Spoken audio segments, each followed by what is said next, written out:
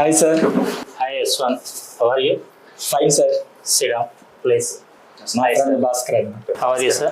మా ఫ్రెండ్ యశ్వంత్ చెప్తూ ఉన్నారండి, Okay. అలీగల్ ప్రాపర్టీస్లో వెంచర్స్ బాగుంటాయి అన్నట్టు చెప్తున్నారు. అసలు ఏంటి, అసలు ఈ డాక్యుమెంట్ పరంగా ఏంటి, వెంచర్స్ ఎక్కడని తెలుసుకోవడానికి వచ్చారండి ఆఫీస్కి.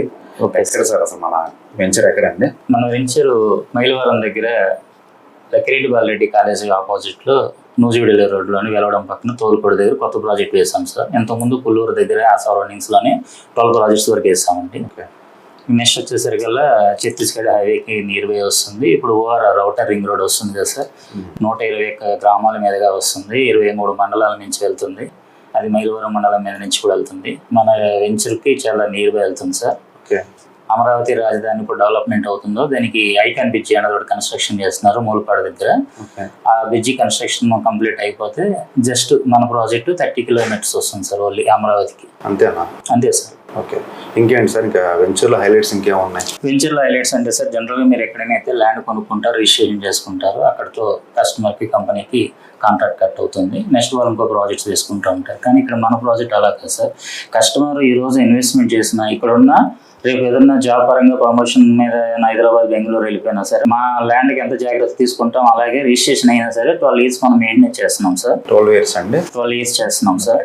ఇది లీగల్ అగ్రిమెంట్ మీద కూడా మనం రాసిస్తాం సార్ ఇలా మెయింటైన్ చేస్తున్నట్టు. నెక్స్ట్ ఆ సాయిల్ ఏదైతే ఉందో దాన్ని టెస్ట్ చేసి ఈరోజు కొనుక్కొని వదిలేయడమే కాకుండా ల్యాండ్ని సెకండ్ ఇన్కమ్ జనరేట్ చేసి కస్టమర్ ఒకసారి ఇన్వెస్ట్మెంట్ చేస్తే లైఫ్ టైం అచీవ్మెంట్ వచ్చేటట్టుగా మన స్లోగన్ కూడా అదే సార్.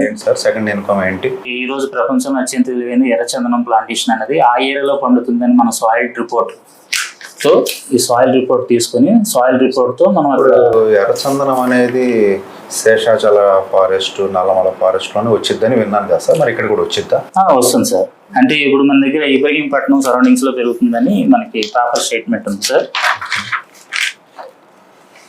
సార్ ఇబ్రహీంపట్నం సరౌండింగ్స్లోని ఎర్రచందనం పెరుగుతుంది. ఈ పేపర్ సాయిల్ ఇవన్నీ కూడా మనం రిపోర్ట్స్ తీసుకుని ఈ ఎర్రచందనం అనేది మనం వేయడం జరిగింది సార్. ఇవన్నీ sir Ibrahimpatnam mostly. Okay sir.